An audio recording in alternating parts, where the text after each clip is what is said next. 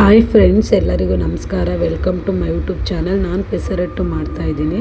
ಬೇಕಾಗುವ ಇಂಗ್ರೀಡಿಯೆಂಟ್ಸ್ ಅಕ್ಕಿ ಮತ್ತು ಹೆಸರು ಕಾಳು 1 ಲೋಟ ಹೆಸರು ಕಾಳಿಗೆ 2 ಲೋಟ ಅಕ್ಕಿ ಹಾಕ್ಕೊಂಡಿದ್ದೀನಿ. ಮತ್ತು ಕೊತ್ತಂಬರಿ ಸೊಪ್ಪು ಮತ್ತು ಹಸಿಮೆಣ್ಸಿನ್ಕಾಯಿ ಒಂದು 4, ಇದು ಶುಂಠಿ ಒಂದು 4 ಹಾಕ್ಬಿಟ್ಟು ಚೆನ್ನಾಗಿ ಗ್ರೈಂಡ್ ಮಾಡ್ಕೋಬೇಕು. ಗ್ರೈಂಡ್ ಮಾಡ್ಕೊಂಬಿಟ್ಟು ಒಂದು ಹಾಫ್ ಆನ್ ಅವರು ಇಡಬೇಕು. ಅದು ಹಂಗೆ ಉಪ್ಪೆಲ್ಲ ಹಾಕ್ಬಿಟ್ಟು ಆಮೇಲೆ ಈ ರೀತಿ ಇರುತ್ತೆ.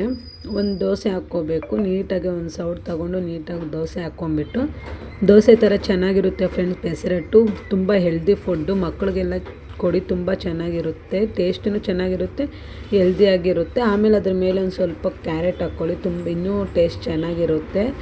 ಇದು ಮಕ್ಕಳಾದರೆ ಬೇಗ ಹಂಗೆ ಕೈಯಲ್ಲೇ ತಿಂದುಬಿಡ್ಬೋದು ತುಪ್ಪ ಹಾಕ್ಕೊಂಡು. ಅದಕ್ಕೇನು ಚಟ್ನಿನೇ ಬೇಕಿರಲ್ಲ. ತುಂಬ ಚೆನ್ನಾಗಿರುತ್ತೆ ಫ್ರೆಂಡ್ಸ್. ನನಗಂತೂ ಇದು ತುಂಬ ಇಷ್ಟ.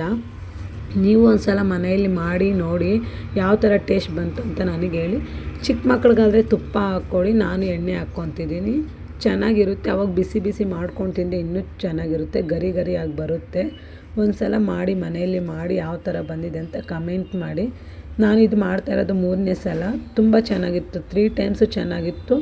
ಮಕ್ಕಳಿಗೆ ಬೇಗನೂ ಆಗುತ್ತೆ. ಸ್ಕೂಲ್ಗೆ ಹೋದವಾಗ ಹೆಲ್ದಿ ಫುಡ್ಡು ಚೆನ್ನಾಗಿ ತಿಂತಾರೆ, ಹೆಲ್ದಿ ಫುಡ್ ಅಲ್ವಾ. ಅದಕ್ಕೆ ನಾನೊಂದು ಸಲ ಟ್ರೈ ಮಾಡಿದೆ. ನೀವು ಒಂದು ಸಲ ಟ್ರೈ ಮಾಡಿ ಮನೆಯಲ್ಲಿ ಯಾವ ಥರ ಬಂದಿದೆ ಅಂಥೇಳಿ. ಆಮೇಲೆ ಚಟ್ನಿ ಬೇಕಾದ್ರೂ ಚಟ್ನಿ ಮಾಡ್ಕೊಬೋದು. ಇದಕ್ಕೆ ಬೇಡ ಅಂದರೆ ತುಪ್ಪ ಹಾಕ್ಕೊಂಡೇ ತಿನ್ಬೋದು ಫ್ರೆಂಡ್ಸ್. ತುಂಬ ಒಳ್ಳೆ ಫುಡ್ ಇದು.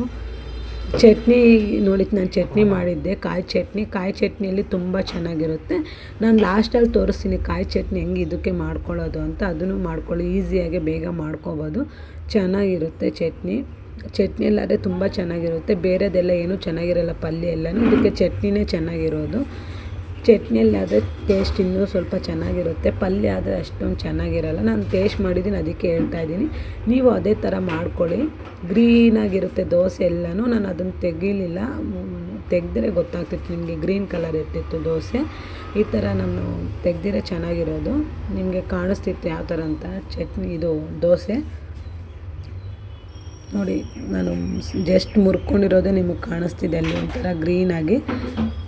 ಅಲ್ಲಿ ಕ್ಯಾರೆಟ್ ಎಲ್ಲ ಸಿಗುತ್ತೆ, ತುಂಬ ಚೆನ್ನಾಗಿರುತ್ತೆ ತಿನ್ನೋದಕ್ಕೆ. ನಮ್ಮ ಮಗಳಾದ್ರೆ ತುಂಬ ಚೆನ್ನಾಗಿದೆ ಅಂತ ತಿಂತಾಳೆ. ಮತ್ತು ಇದು ಮಾಡಬೇಕು ಚಟ್ನಿ. ಒಂದು ಸ್ವಲ್ಪ ಕೊಬ್ಬರಿ ಹಾಕ್ಕೊಂಡಿದ್ದೀನಿ. ಕೊಬ್ಬರಿ ಆದಮೇಲೆ ಹಸಿಮೆಣ್ಸಿನ್ಕಾಯಿ ಒಂದು 4 ಹಾಕ್ಕೊಂಡಿದ್ದೀನಿ.